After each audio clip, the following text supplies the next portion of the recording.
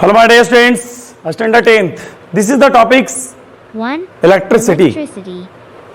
The topics electricity topics in we have to today discuss about the electrical power and formula for calculating electric power. है ना, electric power और इससे जुड़ी कुछ से जो इंपॉर्टेंट फार्मूले हैं उसको मैं इस टॉपिक्स में आज टुडे हमें डिस्क्राइब करने जा रहे हैं बच्चों, है ना। और this is the standard topics standard 10th के लिए ये समझिए इलेक्ट्रिसिटी टॉपिक्स में बहुत सारा न्यूमेरिकल्स कंपटीशन में पूछे जाते हैं।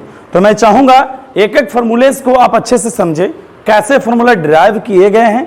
मैं इसको बिल्कुल थ्योरेटिकल मेथड्स पे यहाँ पे नोट्स कर रखे हैं, आप इसको स्क्रीनशॉट लेकर आप आराम से इसको देख सकते हैं, कॉपी में नोट्स कर लीजिए, है ना। अदरवाइज आप इसको समझिए, है ना। तो स्टैंडर्ड 10th के लिए बिल्कुल इससे बहुत सारा आपको न्यूमेरिकल फॉर्मूलेज पूछे जाते हैं, न्यूमेरिकल्स पूछे जाते हैं।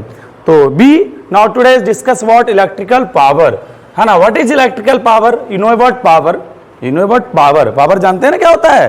पावर क्या होता है? इलेक्ट्रिकल। अब देखिए पावर इसका work per unit time. Power क्या होता है? It is work per unit time, है ना। पावर्स का डिफिनेशन ये होता है। अगर यहाँ पे इलेक्ट्रिकल पावर पूछ रहा है, मैं क्वेश्चन बना दिया है व्हाट इज इलेक्ट्रिकल पावर, है ना। क्वेश्चन आपके एग्जाम में आता है व्हाट इज इलेक्ट्रिकल पावर। तो पावर और इलेक्ट्रिकल पावर में कोई डिफरेंस है, जहां जहां पावर वहां पर पहले इलेक्ट्रिक लगा दीजिए, है ना। Electric power is the electrical work done per unit. बस सीधा बात, इलेक्ट्रिक पावर है क्या बच्चों कि इसका जो वर्क जो होगा किस में होगा? इलेक्ट्रिकल में, विद्युत में। किस में होगा? बोलिए, विद्युत में, है ना। विद्युत कार्य में की गई पर यूनिट टाइम में, एकांक समय में किया गया कार्य, है ना। मतलब किसी अप्रहेंसेस तक, है ना, किसी अप्रहेंसेस तक जो घर में आपका इस्तेमाल होता है उसमें एक इलेक्ट्रिकल जो वर्क होता है, मतलब विद्युत कार्य में लगाए गए पर यूनिट टाइम में, उसी को हम इलेक्ट्रिकल पावर कहते हैं। समझ रहा है? ये बहुत इजी है। एक और डिफरेंशन इसको आप देख लीजिए, है ना। ये बिल्कुल आसान है। Electrical power is the rate which is electrical energy consume, है ना। इलेक्ट्रिकल पावर जो कि रेट का मतलब क्या हो गया? Per unit time. क्या हो गया? Per unit time. जो किसमें, है ना, जो हमारे घरों में इलेक्ट्रिक एनर्जी जो कंज्यूम्ड होते हैं ना, जो एनर्जी जो ऊर्जा हमारे अप्रहेंसेस तक पहुंचते हैं, इलेक्ट्रिकल, है ना, विद्युतीय ऊर्जा जो पहुंचता है हमारे उपकरणों में, है ना, जितना कंज्यूम्ड होते हैं, है ना, उसी को इलेक्ट्रिकल पावर बोला जाता है ना। समझ में आ गया? इजी है ना, दोनों लगभग सेम है। तो चलिए, पावर का डिफरेंस क्या होता है? Work done upon time taken, है ना। क्या होता है? पावर का डिफरेंस क्या होता है? Work done upon time taken, work done upon time taken. तो पावर को मैं P से डिनोट किया है, वर्क डन को W से, टाइम को T से, है ना। तो देखिए वर्क का यूनिट पहले भी पढ़ चुके हैं, जूल, और टाइम का क्या होता है? सेकेंड, है ना। तो ज्यादा हार्ड नहीं है। अब देखिए ऐसा unit of electrical power is what, बिल्कुल होगा। ये ऐसा यूनिट याद रखिए, याद करने वाला चीज है कि इसका ऐसा यूनिट ऑफ इलेक्ट्रिकल पावर क्या होता है? वाट। पावर का ऐसे भी उस प्रकार से क्या होता है? यूनिट वाट होता है ना।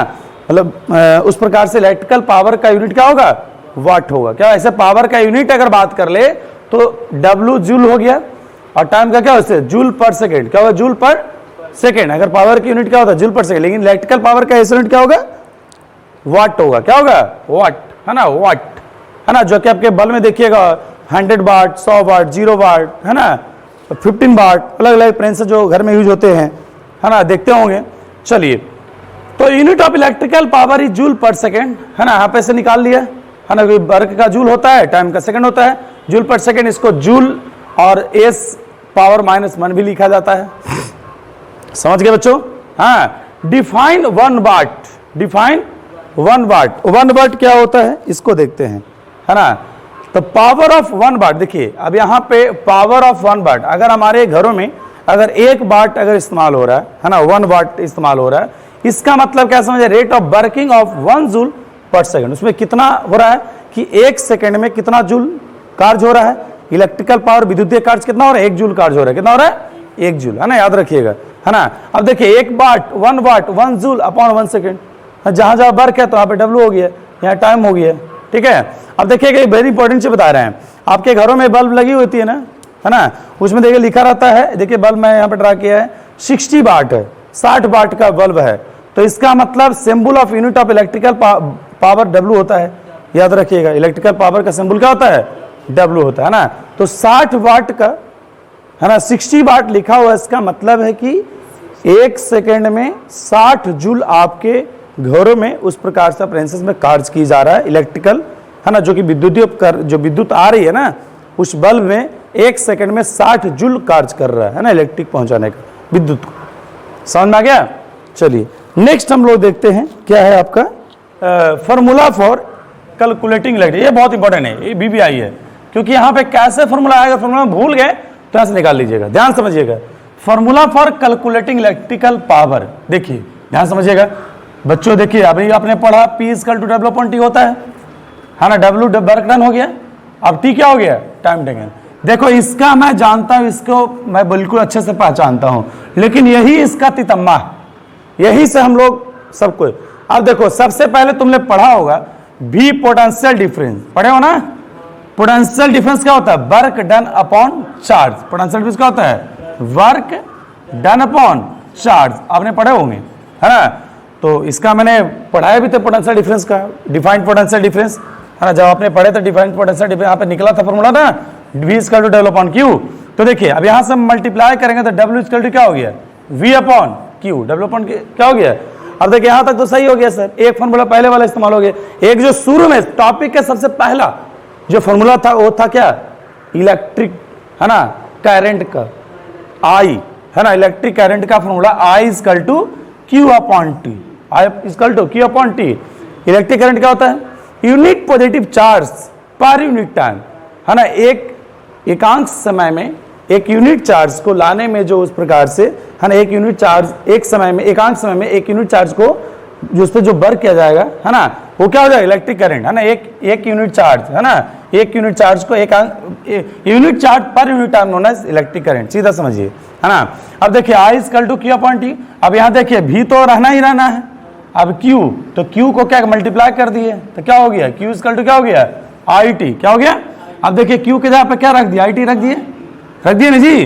तो W = V × IT। अब देखिए हमारा W का फॉर्मूला क्या क्या हो गया? ये हो गया पोटेंशियल डिफरेंस, ये क्या हो गया? करंट, है ना, क्या हो गया? टाइम। अगर कभी कभी अगर एग्जाम में अगर टाइम दिया हुआ है, इलेक्ट्रिक करंट दिया हुआ है और पोटेंशियल डिफरेंस, यही वाला लगा दीजिएगा वर्क निकालने के लिए, है ना। तो अगर ए फॉर्मूला अगर सीधा सीधा अगर पूछ दिया पोटेंशियल, तो जानते ही थे। अब देखिए जहां हमारा पावर = है ना, जो कि वर्क डन, यहाँ पे W था और यहाँ T था, पहला फॉर्मूला है, देखिए फर्स्ट इक्वेशन से। अब यहाँ पे जो हमारा W का फॉर्मूला निकाल के जो रखे थे, दोनों फॉर्मूला जो पहले शुरुआत में पढ़े थे, दोनों कंजुगेट करके जो मैंने लाया, यहां से और यहां से लाया, है ना, W में, है ना, यहां पे रख दिया, तो क्या हो गया? T से T कैंसिल हो गया, VI आ गया। अब यहां देखिए इसका इस्तेमाल कब करेंगे? जब आपके न्यूमेरिकल्स क्वेश्चंस में अगर प्रॉब्लम में दिया हो रहा है इलेक्ट्रिक करंट दिया हुआ है ना, इलेक्ट्रिक मतलब उसमें कितना करंट फ्लो हो रहा है आपका सर्किट में, और कितना बैटरी, कितना वोल्टेज का बैटरी लगा हुआ है, अगर पावर निकालना तो फॉर्मूला, एक फॉर्मूला यहां हो गया, देखिए एक फॉर्मूला यहां हो गया, ये तो पावर हो गया सीधा, अगर वर्क डन दिया हो तो सीधा फॉर्मूला 2, और ये तो 3 ये पड़ गए, और फिर 4 यहां हो गया, है ना जी, यहाँ 5 हो गया, यहाँ 6 हो गया, है ना, सब एक ही से निकल रहा है, यहाँ 7 हो गया। अब देखिए फिर क्या हो गया? अब ये देखिए आपने पढ़ा होगा जब V = IR पढ़े तो ओम्स लॉ में पढ़े थे ना, तो V के जगह पे हम पुट कर दिए IR, तो I × I क्या हो गया? I², है ना। तो पावर = क्या हो गया? I²R, क्या हो गया? I²R, समझ गया। तो P = V × I। अब देखिए एक फॉर्मूला यहाँ पे हो गया 7, यहाँ 8 हो गया, है ना जी। अब यहाँ पे I का फॉर्मूला एक और इस तरह से हम निकाल दिए, इसी से निकाल दिए, क्या हो गया? V/R। एक यहाँ पे और फॉर्मूला हो गया V²/R, है ना। तो 9 फॉर्मूला हो गया, बस हमारा, क्योंकि एक फॉर्मूला देखिए आपका फॉर्मूला एक है, यहाँ से 3 फॉर्मूला, यहाँ से 3 फॉर्मूला, है ना, 6 यहाँ से 3 फॉर्मूला, 9, है ना, फिर ये 10 यहाँ से 3 फॉर्मूला हो जाएगा, 12-15 फॉर्मूला हो जाता है। तो आपको ये पता करना है प्रॉब्लम में कि क्या दिया हुआ क्या निकालना है ना। जैसे अगर इसमें दिया हुआ वोल्टेज और रेजिस्टेंस दिया हुआ है तब इसका इस्तेमाल करेंगे, है ना। इसमें अगर आपको करंट और रेजिस्टेंस दिया हुआ है तो ये निकालें, इसका इस्तेमाल करेंगे। फिर आपका वोल्टेज और करंट सीधा दिया हुआ है, इसका इस्तेमाल करेंगे। समझ में आ गया? ठीक है, तो इसके लिए हम लोग अगले क्लास में जो भी इस प्रकार से न्यूमेरिकल रहेगा उसको हम देख लेंगे। Thanks a lot.